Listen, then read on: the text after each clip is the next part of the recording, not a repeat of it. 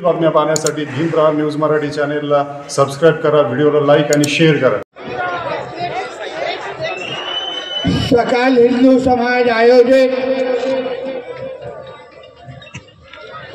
या भव्य अशा मोर्चाच्या निमित्ताने ज्यांनी आताच आपले विचार मांडले आणि त्यांच्या नेतृत्वाखाली हा भव्य असा मोर्चा आज निघालेला आहे ते माझे सहकारी सागर बेग, मंचावर उपस्थित असलेले अन्य सर्वच प्रमुख मान्यवर, श्रीराम संघाचे सर्वच प्रमुख पदाधिकारी, वारकरी संप्रदायाचे सर्वच प्रमुख मान्यवर, उपस्थित असलेले माझे सर्व हिंदू बंधू भगिनींनो आणि माझे सर्व तरुण मित्रांनो आणि आमचे पत्रकार मित्र, आज ही जी भव्य रॅली आपण काढलेली आहे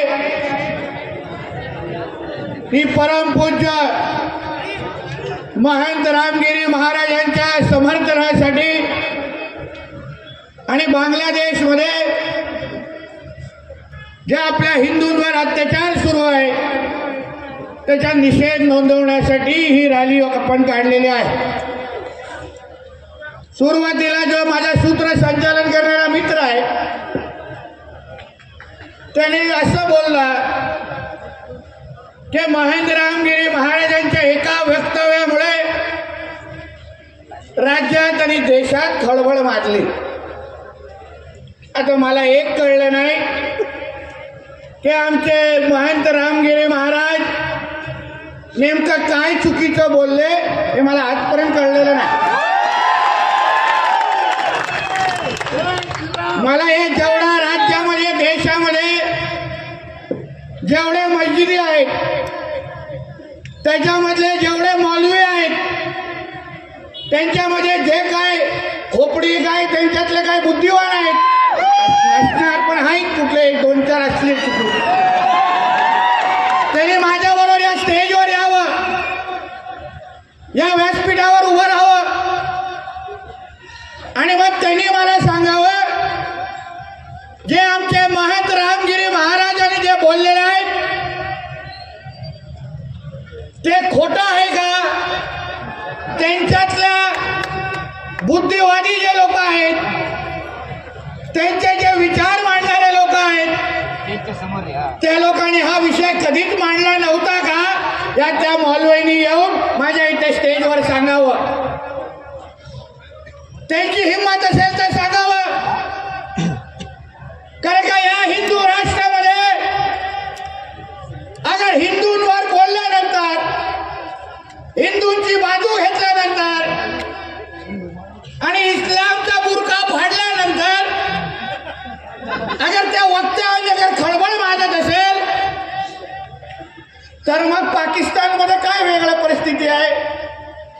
हीच परिस्थिती आहे हिंदूंची।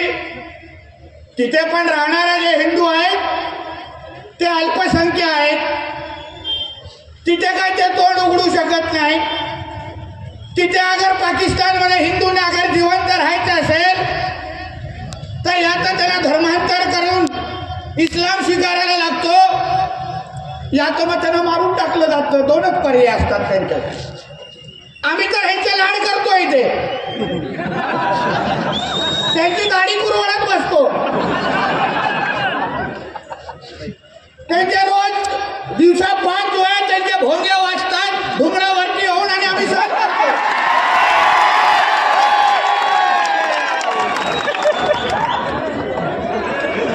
मग जो व्यवहार जी वर्तवणूक पाकिस्तान मधल्या हिंदूंबरोबर अगर तिकडचा मुसलमान समाज करत असेल तर मग इकडच्या असलेले हे जे काही जिहादी आहेत त्यांना आम्ही इथे त्यांचे लाड का करावेत, त्यांना डोक्यावर का उचलून ठेवावं, हा प्रश्न मला आजच्या निमित्ताने विचारायचा आहे। हे जरा गप्प बसा रे, जरा आता थोडंसं तुम्हाला कोण ऐकवायचं आहे।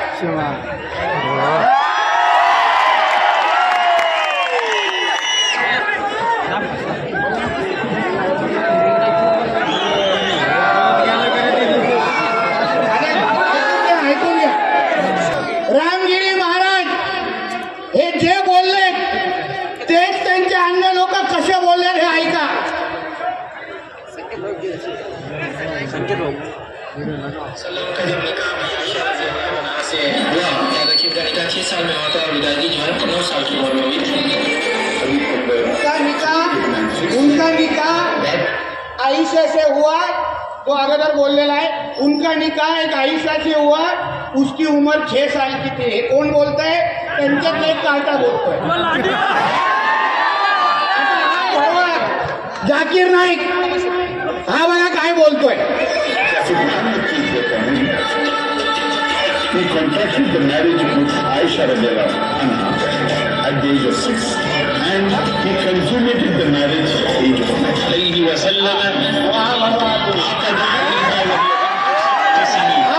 हा पण तेच बोलतोय जे आमच्या महंतांनी बोललेलं आहे। आदर्श मानलेला आहे मोहम्मद पैगंबर। या मोहम्मद पैगंबराचं जीवन चरित्र तुम्ही पाहिलं, या मोहम्मद पैगंबराने वयाच्या 50व्या वर्षी एका 6 वर्षाच्या मुलीचं लग्न केलं, आयशा म्हणजे। मग कशाला धमक्या द्यायच्या?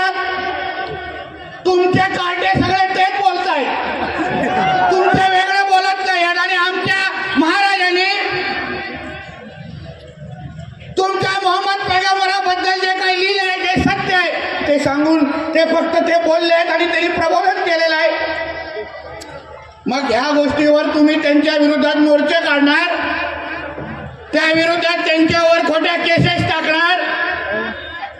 तुम्ही जरा युट्यूबवर जाऊन बघा, आमच्या पत्रकार मित्रांनी जावं, त्या युट्यूबवर या जिहादी भडव्यांची भाषणं बघा। आमच्या रामगिरी महाराजांच्या विरोधात धमक्या देण्याचा कार्यक्रम सुरू आहे त्या युट्यूबवर। मी आज या व्यासपीठाच्या निमित्ताने हे जे धमक्या देणारे आहेत,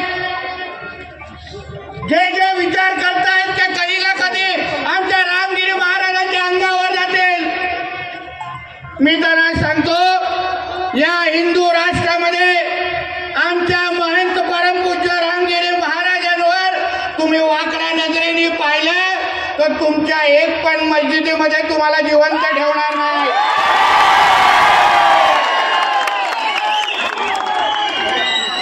आम्हाला तुमचे सगळे पत्ते माहिती आहेत, तुम्ही काय आमच्याकडून पळू शकणार नाही। तुम्हाला ज्या भाषेमध्ये समजतं त्या हिंदीमध्ये सांगतो। अगर हमारे रामगिरी महाराज के ऊपर उनका बाल भी बांका हुआ तो तुम सबको चुन चुन के मारेंगे।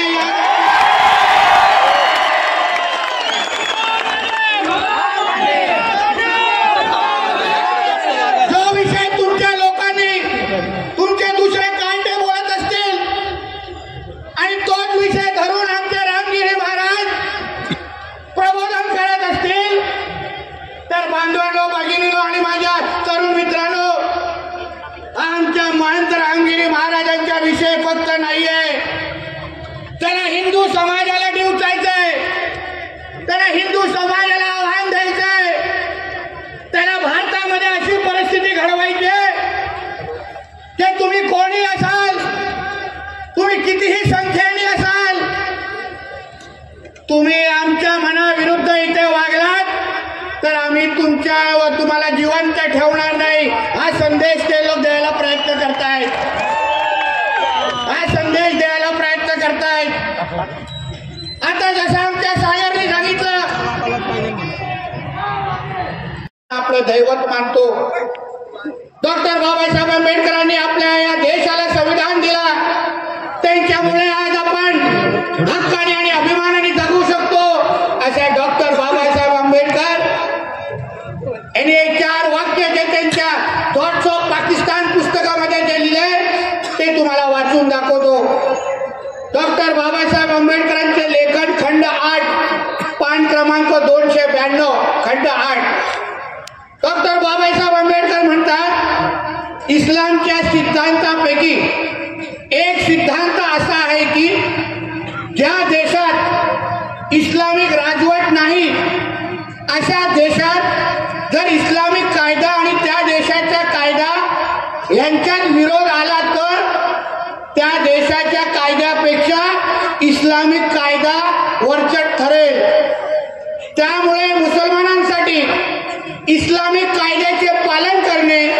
आणि त्या देशाच्या कायद्याचे उल्लंघन करणे हे इस्लाम अनुसार न्याय ठरेल. म्हणजे तुम्ही विचार करा, यांच्यासाठी डॉक्टर बाबासाहेब आंबेडकरांनी लिहिलेलं संविधान चं काही महत्व नाही. यांना इस्लाम मध्ये जे 4 वाक्य लिहिले, इस्लाम मध्ये हिंदूंबद्दल जे लिहिलंय, इस्लाम मध्ये या तर त्या राष्ट्राला तुम्ही इस्लामिक राष्ट्र बनवा, या तर तिकडल्या हिंदूंना संपून टाका, असं सरळ स्पष्ट लिहिलंय. आणि त्याप्रमाणे ह्यांचा कार्यक्रम सुरू आहे. त्याप्रमाणे हे सगळे आपल्या विरुद्ध वागतायत. मी परत बोलतो, हा परमपूज्य महंत रामगिरी महाराजांचा फक्त विषय नाहीये.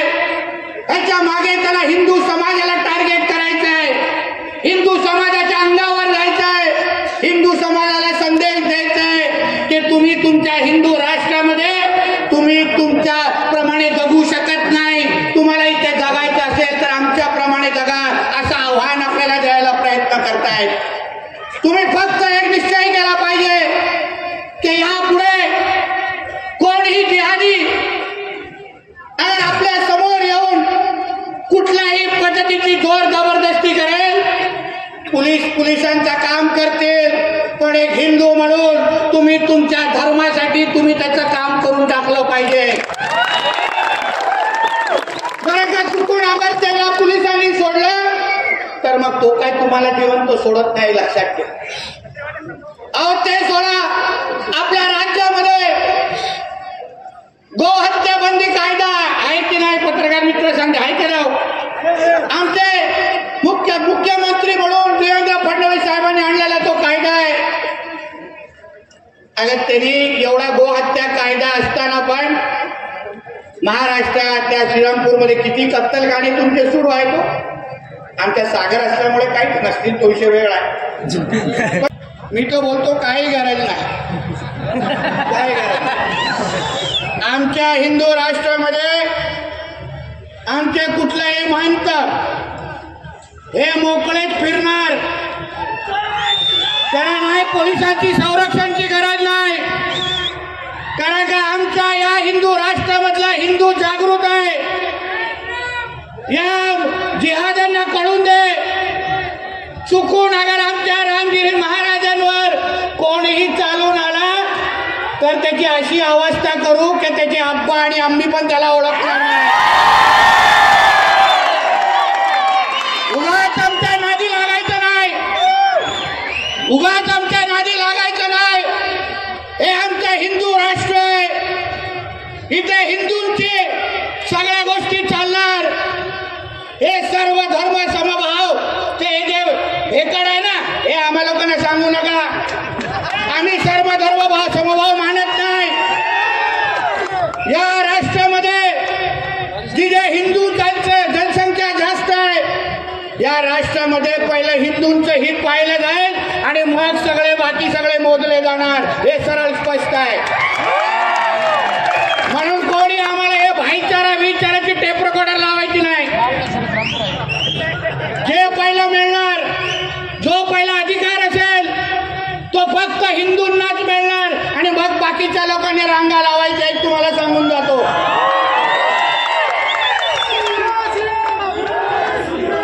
बांधवांनो, ज्यांच्या विरुद्ध आपण लढतोय, आमच्या अगोदरच्या महाराजांनी जे सांगितलं,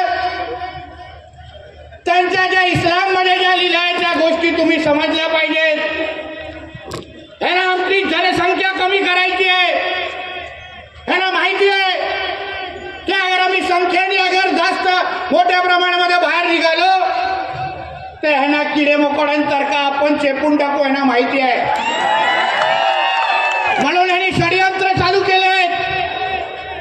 लव्ह जिहाद, लँड जिहाद आणि त्या वक्फ बोर्डच्या नावाने त्या माध्यमातून हिंदूंची जनसंख्या ह्यांना कमी करायची आहे. माझ्या इकडच्या भगिनींना लव्ह जिहादच्या नावाने हे लोक कार्टे फसवतात. या नालायकांना त्यांच्या अब्बांनी जे काही खरं नाव दिलंय ते सांगून आमच्या भगिनीकडे जाता येत नाही. तिला प्रेमामध्ये घेता येत नाही. तिला खोटं बोलायला लागतं आणि मग तिला फसवायला लागतं. या गोष्टी माझ्या भगिनींनी समजून घेतलं पाहिजे. आणि मी तुम्हाला सगळ्यांना सांगतो, लव्ह जिहादची कुठलीही केस या आजूबाजूच्या प्रकरणात झाली, पोलिसांना तक्रार करण्याच्या भानगडीत काढू नका. पहिले हात पाय काढा आणि पहिले हात पाय काढा आणि मग पोलिसांकडे 2 तांगड्या पाठवा.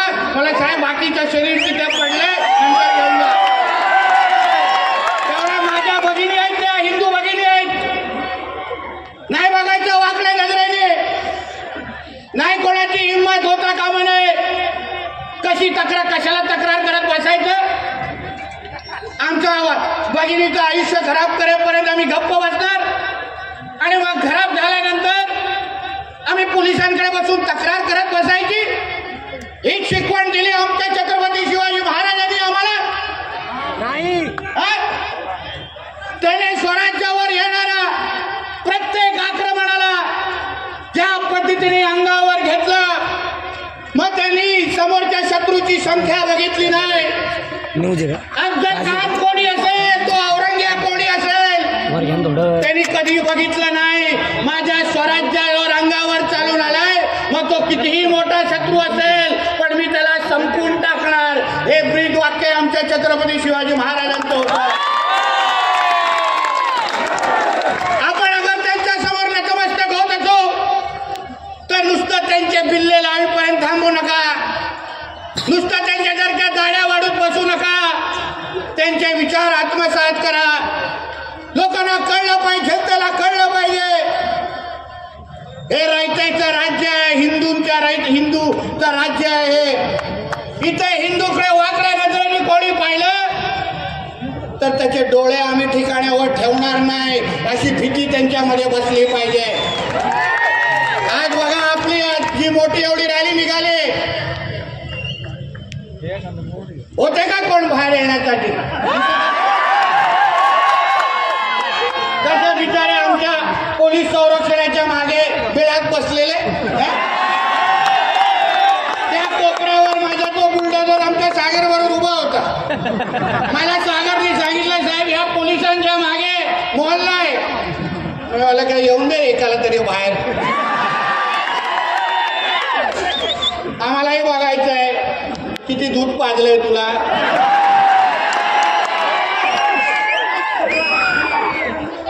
म्हणून या पद्धतीने हिंदू समाज म्हणून, हिंदू धर्म म्हणून आपण आपल्या पद्धतीने ताकदीने वागलं पाहिजे.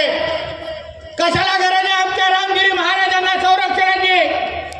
आम्ही बसलोय सगळे हिंदू राष्ट्र म्हणून इथे, कोणी त्यांच्याकडे वाकड्या नजरेने पाहू शकणार नाही. एवढा धाक माझ्या या हिंदू समाजाच्या इथे आहे.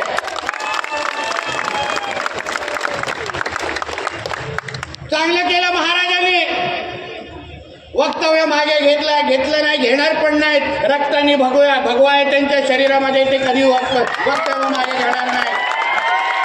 मी तर महाराजांना सांगेन, अजून प्रबोधन करा मोहम्मद पैगंबरांबद्दल. आम्हालाही बघायचंय कुठून बाहेर निघतात आणि किती परत जातात. म्हणून उगाच आम्हाला याच्या सुख्या धमक्या द्यायच्या नाहीत. मी पोलीस प्रशासनाला सांगेन, यांच्या ज्या युट्यूबवर जी काय वळवळ सुरू आहे, कोण आपल्या अगर हिंदू समाजाची मुलं, कोणी अगर रामगिरी महाराजांच्या स्टेटमेंटचा अगर कोणी व्हॉट्सअप स्टेटस ठेवलं, ते बडवे जे जाऊन त्याला त्यांच्यावर हात उचलण्याचे जे प्रकार सुरू आहेत ना, मी पोलीस बांधवांना सांगेन, वेळेत आवरा, नाही तर पुढच्या वेळी तुम्हाला 100 नंबरवर फोन येणार नाही. काय येणार? नुसतं बॉड्या पाठवू आम्ही, परत तुम्हाला पोस्टमॉर्टमसाठी एक लक्षात ठेवा. आम्ही उगाच इथे सहन करण्यासाठी बसलेलो नाही, आम्ही उगाच अंगावर घेण्यासाठी बसलेलो नाही. अरे आम्ही इथे काय चूक केली मला तेच कळलं नाही तरी पहिल्या दिवसापासून. माझ्याकडे पत्रकार आले, साहेब रामगिरी महाराज, मला काय झालं मग त्याच्यात? बरोबर बोलले, काय बोललो त्याच्यात? मग बाकीचे कशाला मग बोलते अशा विरोधकांना? मला विरोधकांचं आता सुमचं होऊन धर्मांतर झालंय आमच्या इथे. तो आता मध्ये बाथरूमसाठी उभा राहतो का बसतो हे पहिला बघायला लागला. मग त्यांचा तर तू विषयच सोड रे. जे आहे मुद्द्यावर विचार मला जरा काय करायचं पुढे. म्हणून उगाच यांचे कोणाचे लाड सहन करायचे नाही. बिंदास हिंदू म्हणून आमच्या रामगिरी महाराजांनी विचार मांडावे, प्रबोधन करावं. अगर आमच्या रामगिरी महाराजांना काही झालं तर तुमचे 4-5 मौलवी कमी होतील, एक लक्षात घ्या. तुमचे 4-5 नावं आता त्यांचे जे काय भाषण मी ऐकतोय त्यांच्या सगळ्यांचे पत्ते काढून ठेवले. कुठल्या कुठल्या बायकोकडे किती वाजता जातो हे सगळे आपण.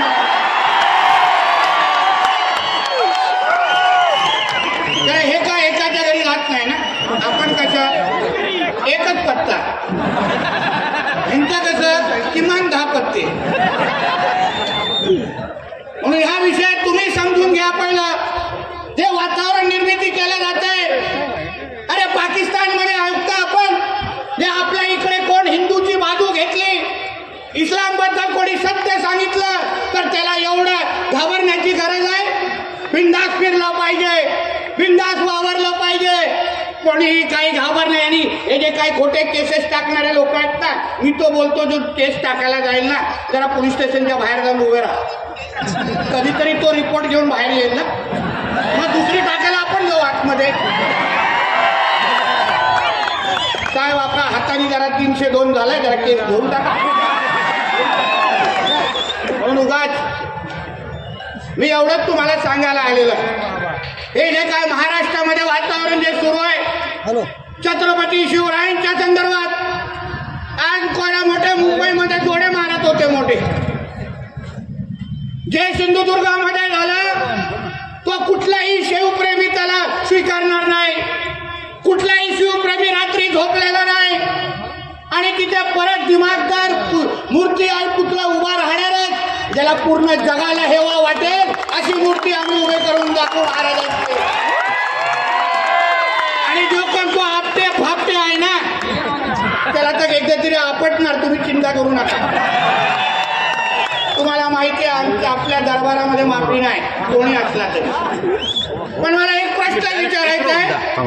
मला वरती येतं यांचं कुठून येत आहे ते? मला मोहम्मद पैगंबराला मानणारे जे मुसलमान आहेत मला त्याला विचारायचं आहे, मोहम्मद पैगंबराच्या शिकवणीमध्ये मदार आणि कबरला महत्व आहे का? थडग्याला महत्व आहे? दगडासमोर त्याला नतमस्तक होतात का? मूर्ती पूजा करतात का? मग तुम्हाला मोहम्मद पैगंबरांची शिकवण पण आता इकडच्या जिहादानं ऐकायची नाहीये का? तुम्ही काय आता आकाशावरून टपकलेला आहेत का? म्हणून जे जे पोलीस आपले अन्य प्रशासन आहे जिथे जिथे हे थडगी आणि हे जे कवर आहे जास्त वेळ ते महाराष्ट्रामध्ये आणि श्रीरामपूरमध्ये ठेवायचं नाही. जसं आमचा सागर बोलतो निवेदन एकदा द्यायचं, कारण का कागद पण वाया गेला पाहिजे ना एकदा तरी. द्यायचं निवेदन, फोटो काढायचा आणि त्याला जाताना सांगायचं हे शेवटच्या वेळी तुझ्याकडे येतोय. पुढच्या वेळी आणलेला जेसीबी त्या मदारवर चढून जाणार, गप्प बसणार नाही. आम्हाला जेसीबीवर बसवलं नाही, त्याचा वापर पण करायचा आम्हाला. बुलडोजर आणला नाही. यांची एक अनधिकृत मदार, एक अनधिकृत काय कबरच्या ज्यांची थडगी आहे एक महाराष्ट्र आणि श्रीरामपूर आणि आपल्या अहिल्यानगर मध्ये ठेवायची नाही. सगळी साफ करून टाकायची. हे आमचे कधी कधी आमचे जिहादी वळवणारे आहेत आम्हाला विचारतात, अरे नितेश धर्मांतर हा विषय होत नाही हो कधी? खोटे बोलते हैं, नितेश राणे झूठ बोल रहा है. नितेश राणे को धर्म में आग लगाना है. तुम्हाला एक मुलाला तुम्हाला भेटायचं आणरे बाबा, त्याला ये बाबा.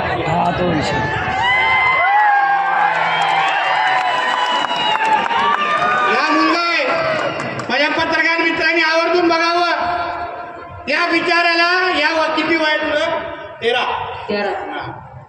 या 13 वर्षाच्या माझ्या तरुणाला ह्याचा धर्मांतर विचारायचा करायचा प्रयत्न केला आहे लोकांनी. विचार करा. ह्याला आजानपासून सगळ्या गोष्टी शिकवत होता. हिंदू धर्माच्या बद्दल सगळ्या चुकीच्या गोष्टी सांगायच्या. इस्लाम किती महत्वाचा आहे हे या लहान मुलाला ह्या वयामध्ये शिकवण्याचा पाप हे जिहादी करतायत. आम्ही कशाला गप्प बसायचं, कशाला सोडायचं ह्या लोकांना? आमच्या असे लहान लहान मुलांना अगर तुम्हाला आमच्या हिंदू धर्माला ह्या निमित्ताने अगर संपवायचं असेल तर तुम्हाला पण एक जागी आम्ही ठेवणार नाही हे त्या इकडच्या मस्जिदीच्या बसलेल्या लोकांनी समजून घ्यावं. मला माहिती आहे माझं भाषण ऐकताय तुम्ही.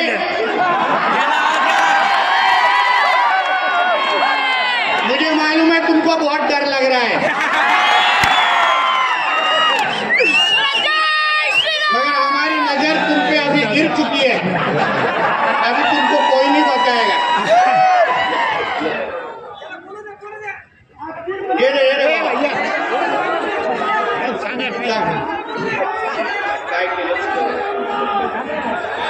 सांग, घाबरू नको, सांगतो सांग, बिंदास घाबरू नको.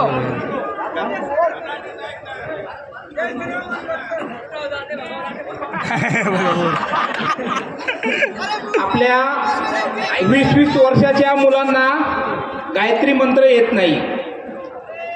1-2 वर्षामध्ये या मुलाला काय काय शिकवलं तर ऐका तोंडाने.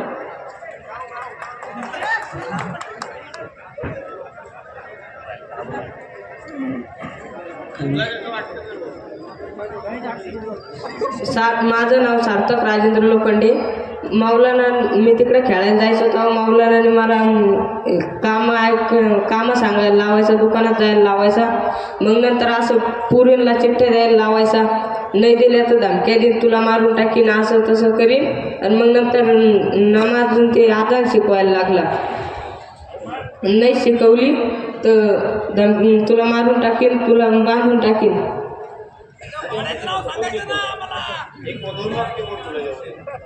अल्लाहू अकबर, अशहदु मोहम्मद रसूलुल्लाह, हय्या अलल फलाह, हय्या रसूल, अल्लाहू अकबर.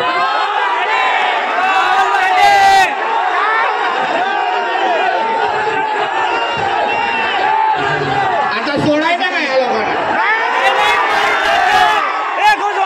काय वय बिचारा इतकं भगवद्गीता तरी येतं का?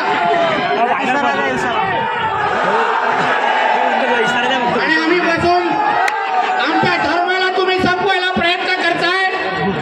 आणि ह्यांची जेव्हा आम्ही आमच्या पद्धतीने जेव्हा ह्यांची तक्रार घेऊन आमच्या पोलीस बांधवांकडे जातो